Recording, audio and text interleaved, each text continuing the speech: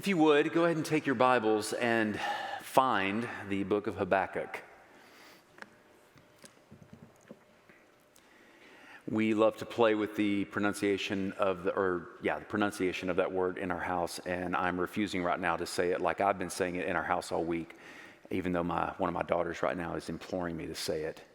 We'll just suffice it to say that there's a lot of chewing of the K's that we like to do, which is probably not good because they'll probably mispronounce the word. You can say Habakkuk, Habakkuk, and I'm not going to say the way that I say it in the house all week, so I'll just leave it at that. But guys, Habakkuk is an incredible book. It's what we call one of the minor prophets. Now, we have 12 minor prophets, not going to go into great detail here, but generally they cover the time frame or the time span that you have in the really exilic periods after you have David, you have Solomon, then you have the splitting of the kingdoms with his kids, and then from there, basically, Israel just cannot find their way all that well. And what God decides to do then is allow their enemies to come and take them captive. He starts with Assyria, then Babylon, then Persia, and through Persia, actually, they're used with King Cyrus prophetically, as Isaiah even prophesied about Cyrus actually coming in as a Persian king, not Christian by any means, but actually then releasing, basically not seeing the practicality, even though it was part of God's sovereign prophetic hand. On an earthly level, Cyrus just didn't see the real need of keeping all these Jews around and basically sent them back to Jerusalem, which was all part of God beginning to, again, restore his people. But even then, while they regathered there, and that's where you would go back, and this is where our lack of chronological order in our Old Testaments don't serve us all that well, because during that period is when you would have Nehemiah and Ezra and those books and those prophets. And as they then would give ministry over about 20 years of time, children of Israel grow anxious again, thinking that, hey, we've got walls up, we're now starting to re-practice some of these things. Well, 20 years in, they start to grow discouraged, and they start to intermingle with other nations right around them to breaking God's commands not to do so. Because it wasn't just the fact that they were stepping over ethnic lines. That wasn't the issue. It was about mixing with other gods. There were false teachings and idolatry that was going on, and the children of Israel had a history of, if they weren't going to fight it, they tended to adapt to it, okay? So anyway, in the course of all that, you have the 12 minor prophets that are writing about these different seasons and about these different challenges and difficulties that are going on with the people of God. All the while, there's this underlying current of, look, God, you are good and holy and true, and we are your people. We are your chosen people, and it is through us that you have chosen and seen fit to work out all these things, and yet we never can seem to get traction. We either have really bad leaders, or we eventually just give in to this or that. And that's kind of the course of where it goes time and time again. And then in that first captivity with the Assyrians, what you see is, this is when you have the kingdoms that were split of Judah and Israel. I'm sorry. Somebody help me. We'll just go with that. I didn't mean to go this far with this, but you got the Judah and Israel split, and you actually have Hezekiah during the Assyrian captivity who just makes some brilliant moves, honestly given by God, that protected the two tribes that essentially had held out, whereas 10 of the tribes had really forsaken being faithful. And in doing so, there was still a lot of pressure because when Babylon comes in, everybody gets held captive. So it's in this period of Hezekiah having done well, and there seemed to be this remnant of these two tribes that had been held faithful and protected, that Habakkuk seems to be doing most of his prophetic writing and prophesying, because we don't know a whole lot about him, but we do know this about the timing. So basically, end of the Assyrian captivity, heading into the Babylonian captivity, and this is a very tumultuous time. So you can imagine the people thought they were spared, but then now they're hearing prophetically this is not going to be the case, and these two faithful tribes are not going to be spared because God still has a bigger plan. So you can see with all this going on, there's this pressure of trust. What does it look like to trust God? What does it look like for really bad things to happen to chosen people? Now, look, there is no doubt this message today is a 30,000-foot view of this perspective of what the minor prophets are about, but also what it means to deal with this issue of when bad things happen to good people, so to speak, but also resolving, New Year's resolutions. I'm not a big New Year's resolution guy. I'm a goals guy, and so I like to set a handful of goals that I know are going to be broken, so it's the same spirit. We set them, we don't do them, we feel bad about that and guilty, and we just copy and paste into the next year. It's a miserable existence, but I resonate with those of you who live in that. And maybe we'll hit a couple of them, and I'm glad for that. But in the course of it, I'm not really big into preaching New Year's resolution than sermons unless we can get a 30,000-foot view like this.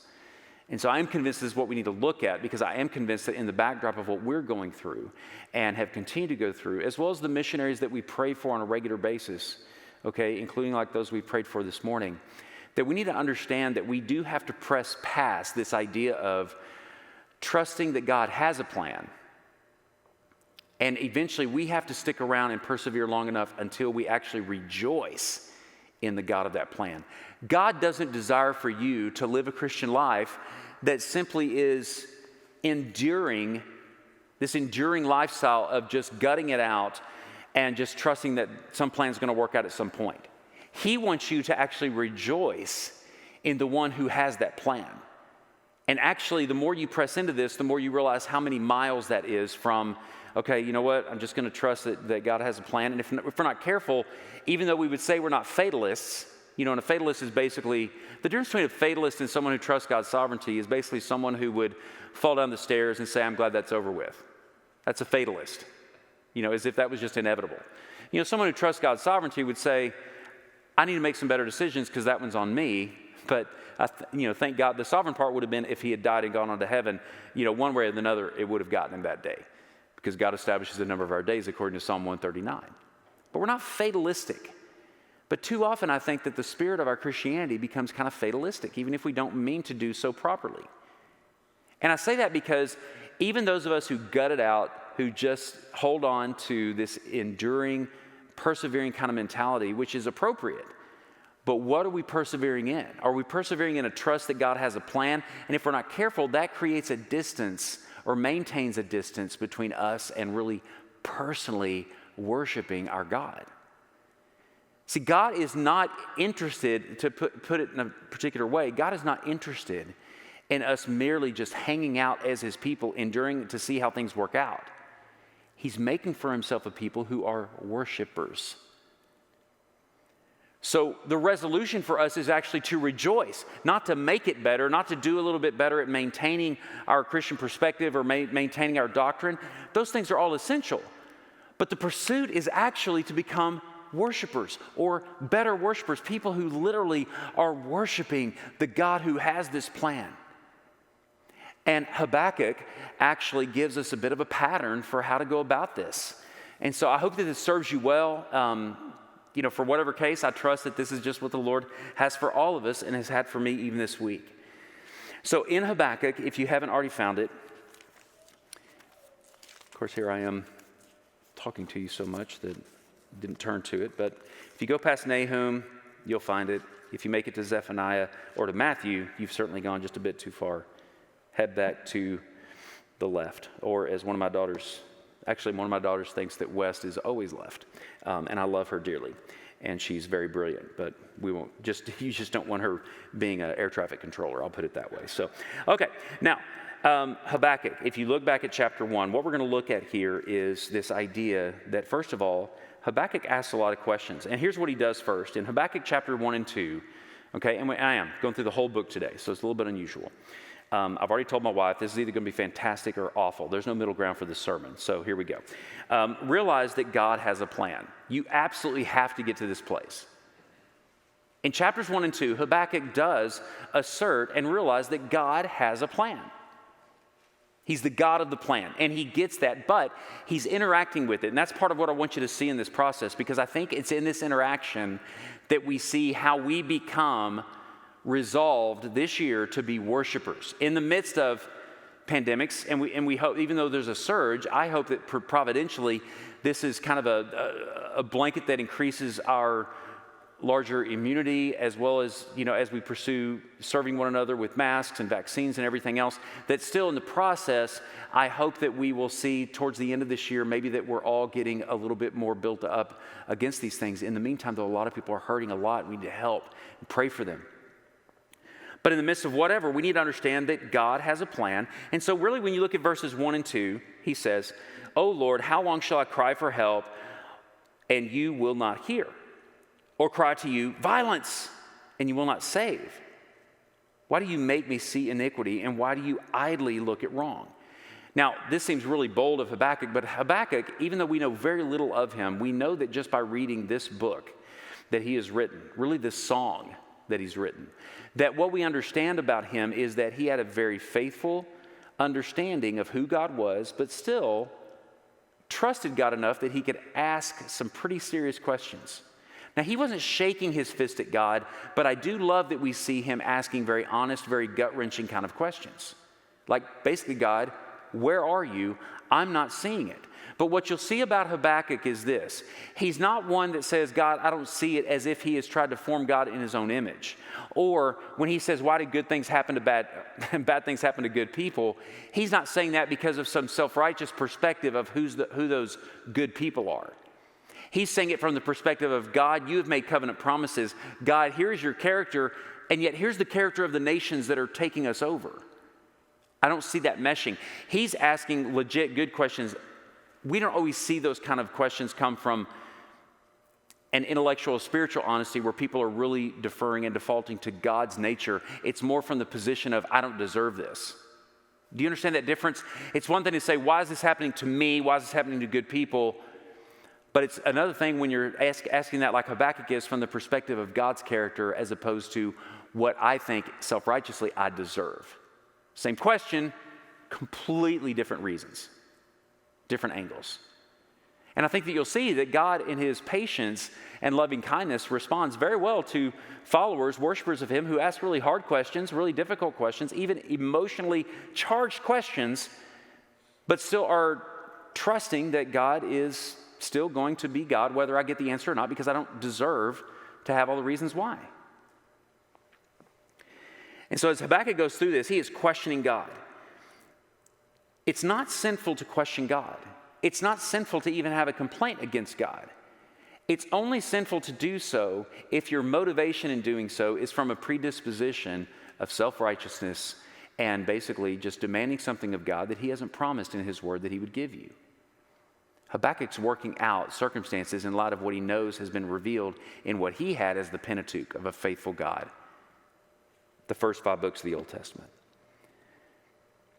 In verse 4, he says, "So the law is paralyzed and justice never goes forth. For the wicked surround the righteous, so justice goes forth perverted." Man, I mean, that's really tough language, strong language that he's using in prayer to God. He's beating the pillow, trying to figure out, why is this happening and why is this going on so long? Now, God does begin to answer in verse 5. He says, "Look among the nations and see. Wonder and be astounded." So he starts right off the bat by saying, look, first of all, it's not unlike how he deals with Job. You know, I feel bad for Job. Job went through so much, and it took a long time for Job to eventually say, look, God, what is the deal? And if you, it's around chapter 40, 41 or so in Job, where, I mean, God slams the door pretty hard on Job after just asking a few questions. You know, with the, "Where were you, Job, when I flung the stars into the heavens?" kind of door slam. It's not unlike that same thing here, where he's basically saying, look, Habakkuk, I'm going to give you a little bit of perspective. He's not doing it in a mean way. He's not doing it in a condescending way. Technically, it's condescension that God Almighty of the cosmos and of the not cosmos would actually even speak to a puny human. Technically, that's condescension, but he's not saying it in a condescending way. But he says, "Look among the nations and see, wonder and be astounded, for I am doing a work in your days that you would not believe if I told you." So again, there's that perspective of helping us understand that we don't have the corner of market on what we know that is actually all going on around us. And this is actually, to me, a very gracious thing from a loving father to tell a child. In a calm way, yes, but to say, look, you don't know all that I'm doing. You don't know all that's going on. And in fact, this is a way of saying, humble yourself and trust me. But this is a few verses into, it's a short book, but it's still just a few verses into 3 chapters. But you can see the beginnings of this. God does not slam him for asking hard questions, even making almost what sound like accusations. But then when he begins to answer, initially he says, okay, first of all, get perspective. I'm God and you're not. This is part of our resolve going into this year. We have to trust the God that has a plan, and that starts with, he's God and I'm not. Okay? Now, if you go on then, a few verses down, he says in verse 9, they all come for violence, all their faces forward, they gather captives like sand, at kings they scoff, and at rulers they laugh at every fortress, for they pile up earth and take it. Then they weep. Then they sweep by like the wind and go on, guilty men whose own might is their God. I mean, God himself is saying in his answer to Habakkuk, I see what you're seeing even better than you do. I know there is evil. I know these countries are evil. I know the Assyrians. I know the Babylonians eventually, and then eventually, whom he's not even mentioning though, but I know the Persians as well. God knows these nations and he knows what they're doing, even in ways that, I mean, it's not as if he's on, Habakkuk's not on social media being able to see what's going on the other side of the, his world, to see just how vile these nations really are. It's all experiential for what he's going through. And God is saying, look, I see, and I see even better than you do. That's part of us, again, trusting he is God and we are not. But that's not enough to dissuade Habakkuk from going on. In verse 12 he says, are you not from everlasting, O Lord my God, my Holy One? We shall not die. O Lord, you have ordained them as a judgment, and you, O rock, have established them for reproof. You who are of purer eyes than to see evil and cannot look at wrong, why do you idly look at traitors and remain silent when the wicked swallows up the man more righteous than he? So again, remember, he's asking this question based on what he knows of God's character, not necessarily that I deserve better than this, just that in a sense, God, you're holier than this. How can you even be patient with people like this who are clearly ungodly, who are clearly against you? They're idolaters, they're haters of you. How can you do this? How can you even stand to do this by your nature? Well, God graciously answers again. We're now go on to chapter 2. In chapter 2, he says, verse 2, and the Lord answered me, write the vision, make it plain on tablets, so he may run who reads it. I love that perspective. I'm not going to go into great detail, but there's a whole lot in that phrase.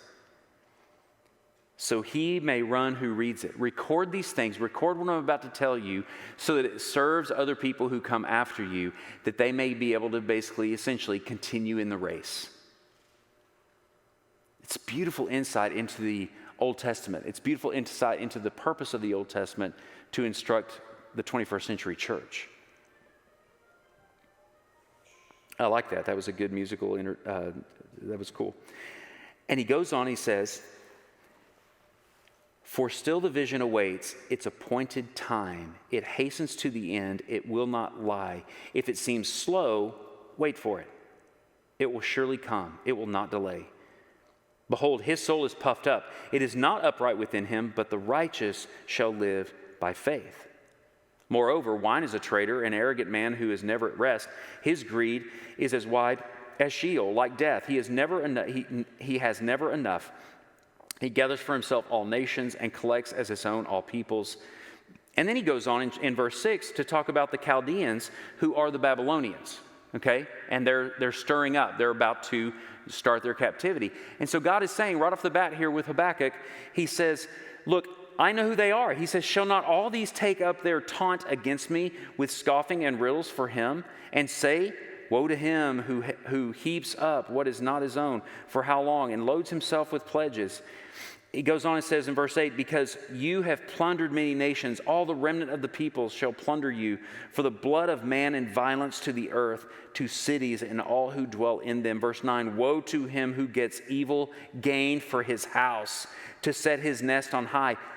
This is what God has to say about the people that are about to take Israel captive. Again, Habakkuk, I know these people that you're in the midst of now. I see these people, the Chaldeans, the Babylonians, who are about to take you captive coming up soon. I see them, I know them. You need to understand that this, essentially God is taunting these nations that he's about to use to capture his own people. This seems almost abusive. But what God is saying is, you're going to have to trust that there is a bigger plan in this, as far as his covenant plan and redemption. But eventually what he gets to, and you'll see it, is he goes further to say, but not just trust my plan, trust me. And not just trust me though, worship me. But don't just worship me then, because at some point their captivity will end. Worship me now, knowing that you hear the drumbeat and those feet and those marching soldiers coming at your door. Worship me now. Oh, it seems hard. But it does help to know God sees this. It won't last. Remember what he says at the beginning? He says, if you don't see it happen yet, just wait. Just wait.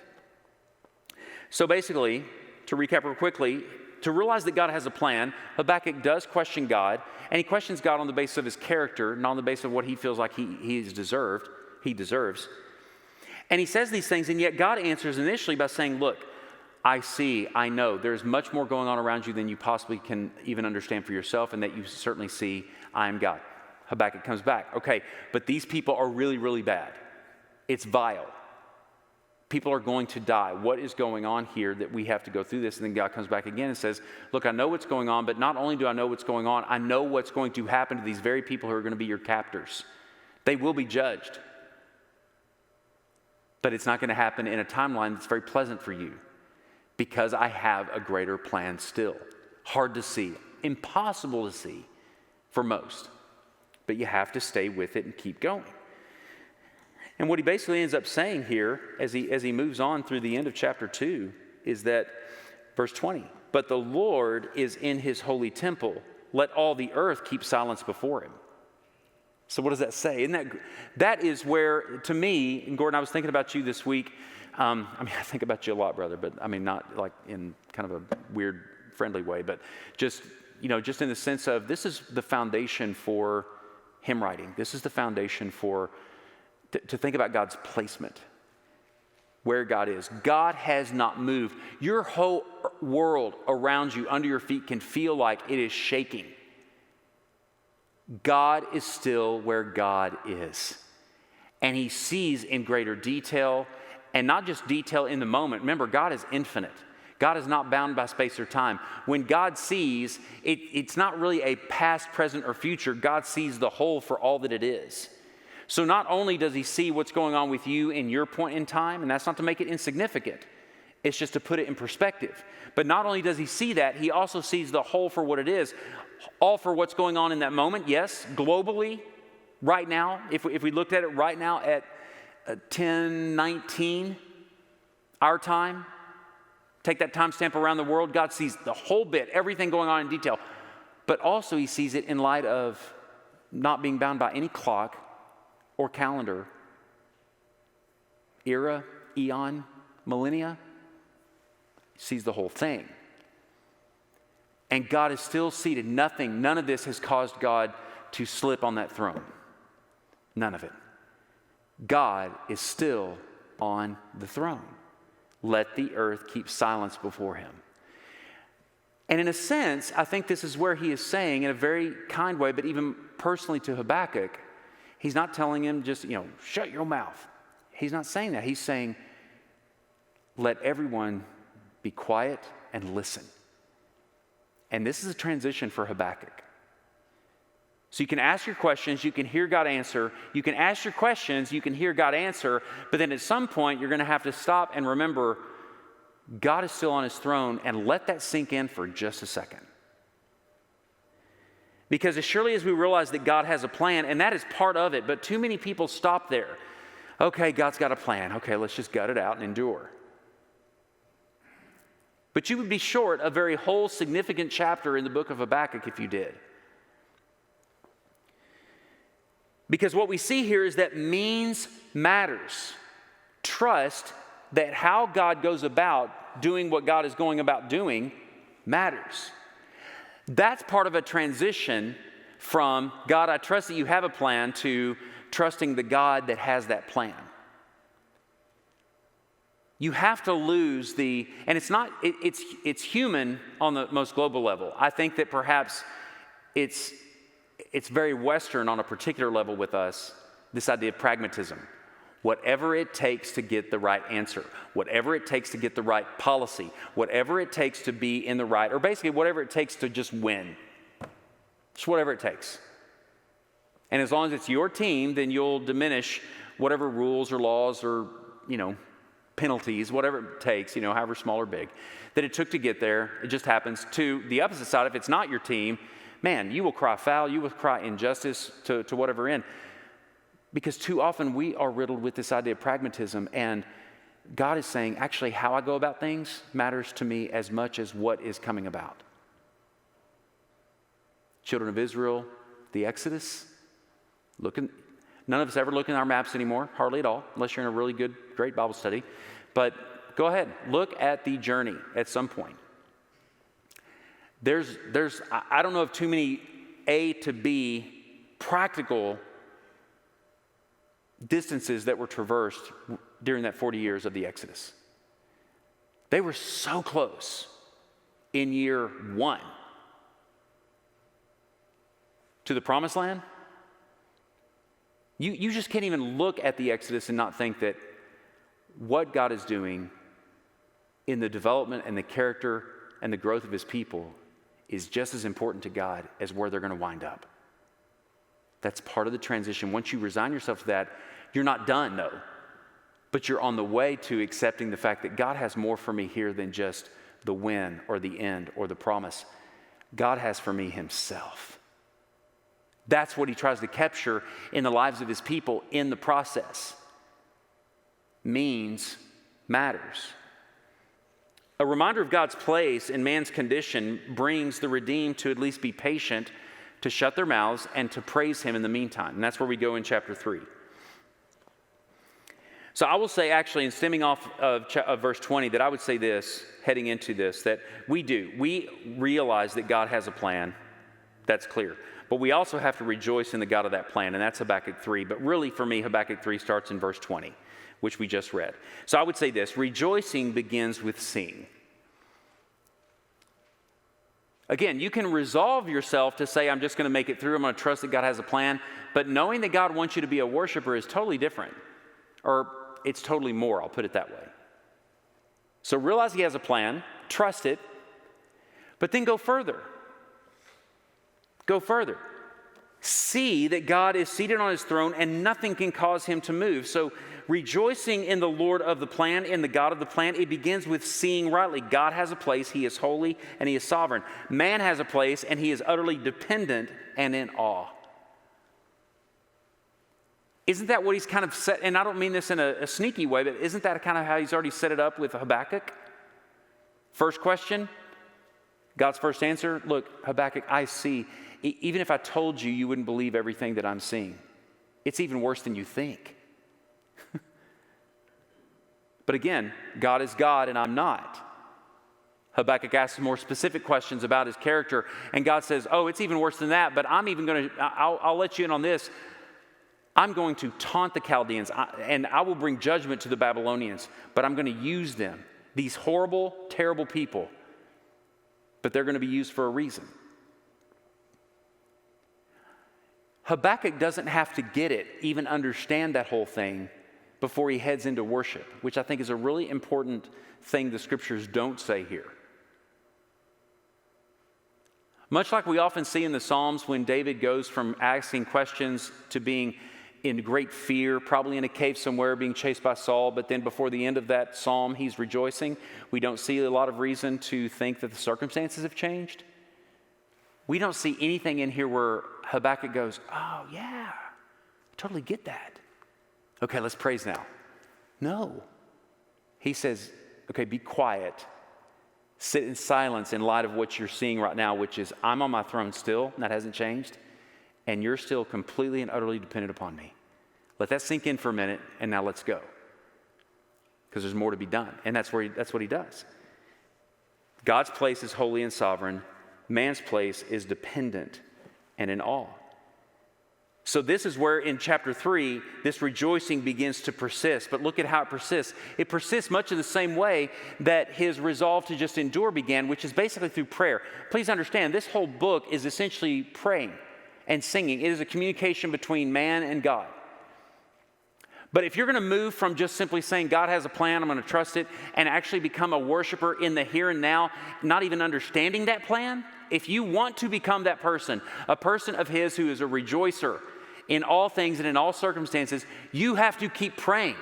Don't stop. Don't stop praying just because you've come to this realization of, okay, I'm good. God has a plan. I don't really like it, but I'll trust it. And then you go on, make your plans, and that's not all that he has for you.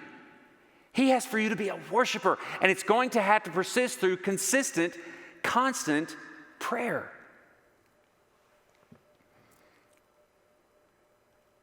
O Lord, I have heard you, verse 2 of chapter 3, the report of you and your work, O Lord, do I fear. In the midst of the years, revive it. In the midst of the years, make it known. In wrath, remember mercy. And then he gives some specific accounts. And he describes those accounts in verse 4. His brightness was like the light, rays flashed from his hand, and there he veiled his power. Verse 6, he stood and measured the earth. He looked and shook the nations. Verse 10, the mountains saw you and writhed. The raging waters swept on. The deep gave forth its voice. It lifted its hands on high. Just speaking of the sovereign creator control of God Almighty in the midst of great tumult. What is happening here? What is happening here is in the midst of this persistent praying and not really having all the answers, you know what God is doing? The Spirit of God is reminding Habakkuk of all that God has done in the past.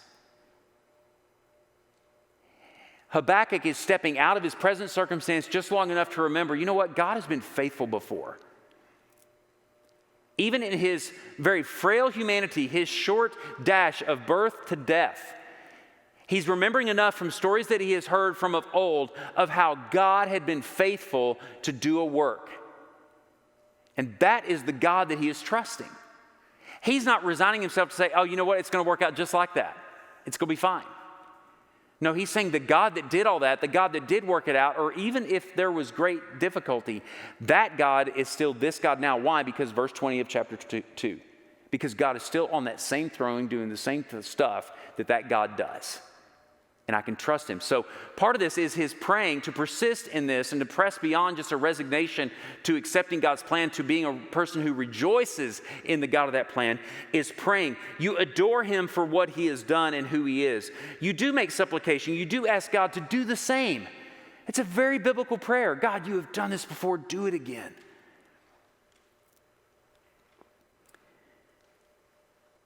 But what I love about this is that it underlies all of chapter 3, which is all of this is put to musical rhythm. It doesn't mean everything has to be song, but you do start to understand that someone has made a transition when they're able to go from just facts and figures into something that goes into something that people are going to remember. That's why they put it into song and rhythm, to remember these truths.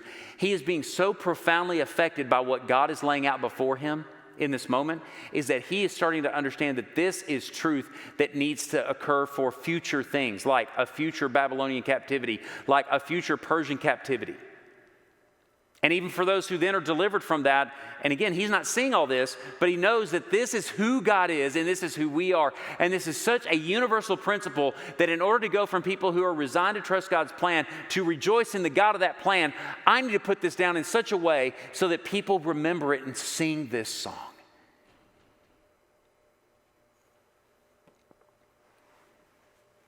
In the midst of this song is this beautiful connection that he makes between wrath and mercy.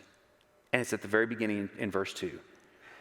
In the midst of the years, make it known. In wrath, remember mercy. A God who is holy must show wrath against unholiness. But because God shows great love, we also have to remember that actually all of us deserve God's wrath. And the fact that he shows mercy to any, it's not quantifiable, it's the fact that there's any, is infinitely merciful. We all deserve God's wrath, but God graciously determines to remember mercy. I mean, really look at it historically. And this isn't getting into, some kind of overly interesting or to some non-interesting details about the history of Israel and what that looks like for future, the Revelation and end times and all this stuff. But just if you look at it, guys, there's just no reason for Israel to even exist. There's no reason except God has just simply done a preserving work among a people over and over again. And especially at this stage, because this is who the Messiah comes out of. Even here, there is no reason for them to exist except God has preserved them. These are magnanimous, huge world powers that have overtaken them in the Assyrians. Even bigger were the Babylonians. Even bigger were the Persians. And even after all that went by, and you have the intertestamental period, you know who you have? Alexander the Great and the Roman Empire. There is no reason for there to be any identifiable people at all called Israel. None. And that's not me making a statement of God's preserving work and what it looks like in the end times. That's just simply me saying God in his plan is bringing forth a remembrance of mercy in the midst of wrath. And he does so by preserving a people that he has promised these things through. It is a miracle. A bona fide miracle. So he prays about the nature of God, that this is who you are, this is what you do. But then he also prays about his works of justice and mercy. He talks about his works in the past, reminders of what God has done by written record and in history. And really we can fast forward this to what he has said when he says to put these things down on a tablet so that other people know this stuff. If you look in 1 Corinthians, don't look, let me just read it to you. But in 1 Corinthians 10, 9 through 13, it says, we must not put Christ to the test, as some of them did and were destroyed by serpents, nor grumble as some of them did and were destroyed by the destroyer. Now that reference is a little bit odd sounding because he seems to be referring back to the Exodus generation, and yet he's saying that they are testing Christ. Okay? That's Paul in Corinthians. But the bigger point is what he's saying here. Now these things happened to them as an example, but they were written down for our instruction, on whom the end of the ages has come. Therefore, let anyone who thinks that he stands take heed lest he fall. Why? Why would he say that? He's not just saying that because that is a principle of pride. If you think you're doing okay, you're about to hit it and hit it hard. He's saying that because we have evidence written in the past of how these things go. We have to learn with the things that have been written down, how they were examples of the things to come. And for us, it's things that have already been, which is Christ coming and being raised from the dead, and now we're awaiting his return in his kingdom. Therefore, let anyone who thinks that he stands take heed lest he falls. No temptation has overtaken you that is not common to man. God is faithful. He will not let you be tempted beyond your ability. Now, guys, don't misconstrue that. Because he's talking to people whom he's already said, this is Christ in you, the hope of glory. God regularly, people have taken this and taken it to mean God won't give you more than you can handle. I mean, there's enough of us here who could raise our hands if I were to ask you, how many of you have ever had something happen to you that was more than you could handle? You know, you would kind of laugh at that response that some people say, don't worry, You know, it's great. It's great for little Instagram pictures and kind of faded coffee cups with, staged open Bibles and everything. God won't give you more than you can handle. Oh, yes, he will. But he is able. He won't give you more than what is the ability within you, which is Christ. So when you are tempted because of really difficult prevailing circumstances, I would ask you, by perspective, are the Babylonians knocking at your door? I mean, maybe in some metaphorical way, but actually, we're not in that yet. We're not facing that kind of tribulation or trial just yet.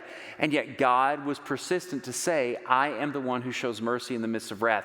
And really part of it too was for him to understand, for Habakkuk to understand that this is on the tail end of God just having said what he's going to, his perspective of the Babylonians. Do you know that in the same moment that God is able to show wrath to the very people that he is using, or the very circumstances that he is using to help his people understand better his mercy? I'm not near a good enough parent to do both of those things at one time. I don't multitask all that well. God is able at the same time to remember all of the judgment that will befall the Babylonians, while at the same time he is using that evil and vile nation to actually purify and purge and bring out of his people true worshipers, which is a mercy. Guys, we have to not just trust that God has a plan, we have to trust that God is able within that plan to both remember that he is holy in his wrath and he is merciful to us, and he is able to do both at the same time. And at some point this will all work itself out, yes. But what am I left with? I'm left with right now. And that's where Habakkuk winds up. Because as this thing gets really personal, he says in verse 16, I hear and my body trembles. My lips quiver at the sound. Rottenness enters into my bones. My legs tremble beneath me. Yet I will quietly wait for the day of trouble to come upon people who invade us. That is a powerful verse. The truth of all, this is not promoting an emotionalism that we should be adapting, okay? This is not moving us to more, kind of charismatic responses to truth. Although I think many evangelicals that probably could use an ounce of more charisma here and there. But the fact is, this is a physiological response to the truth that God has been reminding him of in the midst of prayer. He's praying regularly. He is persisting in this, and it's now gotten to the point to where right now, not in the future, right now, he is both trembling at what's to come, but he's trembling before the God that is in control of everything that's about to come down. Stay in the truth long enough via prayer until you start to transition from, here's what the circumstances are, I get it, God has a plan, don't really understand that plan, but I do trust it. Let it go all the way until you realize, why is this thing not completely chaos right now? This is the God of the cosmos. And when you realize that's who you're praying to, and you start to tremble, you start to have a hiccup a little bit in your spirit about what it means to be talking to God Almighty, who can strike down nations, much less somebody who even asked him the wrong question, you then get closer to being someone who can worship in the midst of all this difficulty right now. Not, well, one day, we'll be able to worship. No. One day when the pandemic's over, no. Everything that God causes or allows in the moment for his people is to produce in them worshipers now, not just in the future. But it's a difficult road, right? If we had time to go through all the details, we'd see just how difficult this road is for Habakkuk. And of course, anybody that really knows anything about Habakkuk knows that it's really all about 17 through 19, but you needed to feel what backloaded 17 through 19, because this is the end of his song and the end of his book. Though the fig tree should not blossom, nor fruit be on the vines, the produce of the olive fail, and the fields yield no food, the flock be cut off from the fold, and there be no herd in the stalls. Again, agrarian societies, in fact, Habakkuk's name actually means fruit, the fruit of the vine. Yet I will rejoice in the Lord. I will. There's the resolve. That's why this is resolved to rejoice. I will rejoice, and it's present. It's active.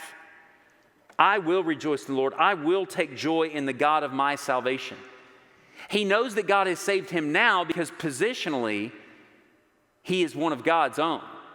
But he also trusts in the future realization of this salvation when there are no more captors, when there's no more need for any more songs of future hope. It's all being realized. And again, that's part of when we know that we become worshipers in the moment, is that we are thankful for what God has done in saving us now, securing for us a position that we don't see yet, and that somewhere in us is this hope that he still has a plan, and so you still come back to the plan part, but you know that it's because you're going to see God. That's why you have hope. It goes from just relief of the difficulty to the realization of the God who got you through all that difficulty. That's when you become a worshiper now. God, the Lord, is my strength. He makes my feet like the deer's. He makes me tread on my high places. Then to the choir master with stringed instruments. So this beautiful song of worship for Habakkuk was put to rhythm and rhyme so that people would remember the truths of what he had gone through in prophesying about the coming of the Babylonian captivity, coming out of the Assyrian captivity. In the midst of all this difficulty, that he went from questioning God to resolving that, yes, you do have a plan, to going and becoming a worshiper who can write this amazing passage that has carried so many people through. Most people know nothing of Habakkuk except that verse, and they couldn't even remember that it's 3:17 through 19. And most, it's almost impossible to get it out of context as far as it being completely misapplied, because it means things are not going to go well necessarily. I'm still going to praise no matter what happens. That's awesome. But until you realize what's all happened from 3:16 all the way back to 1:1, and the depth and the gravity and the weight of what was going on at his time, and the process that he went through of going, I trust you, God, you have a plan, to I rejoice in the God who has that plan. That you go from this gritting out, and that's what I'm afraid of a little bit with 3:17 through 19, that people who quote it without understanding the book of Habakkuk is, they're saying, look, let's just endure, we're going to praise, and it's almost like praise becomes mere duty. It's okay when praise is a duty, just not all the time.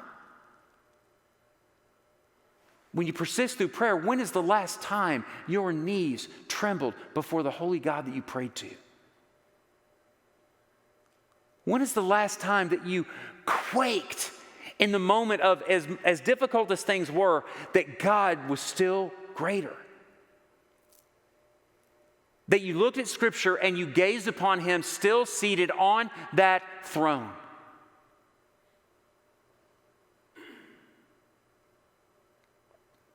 I hope it's been soon. I hope it's been recent. I hope it's been even today.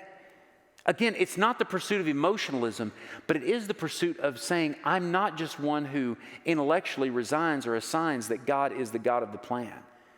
I'm the one who is anxious to meet with His people, to worship the God who is going to work these things out for His glory right now. Resolve to rejoice. Don't stop with just gutting it out. Rejoice. Do you have conditions on your praise of God? Well, if we do, then we know that we're not there yet. God, I will praise you if you do this. And even if we're not gutty enough to say that out loud, you know it in your heart whether or not that's the case. And sometimes we even mean it from the standpoint of, God, I will praise you. I look forward to the day that I will praise you. You need to ask yourself, but why not now? What is different? Because God's character is the same and God is still on the throne. That is enough, regardless of what's going on in our sphere, for praise. So ask yourself, do you have conditions on praising God?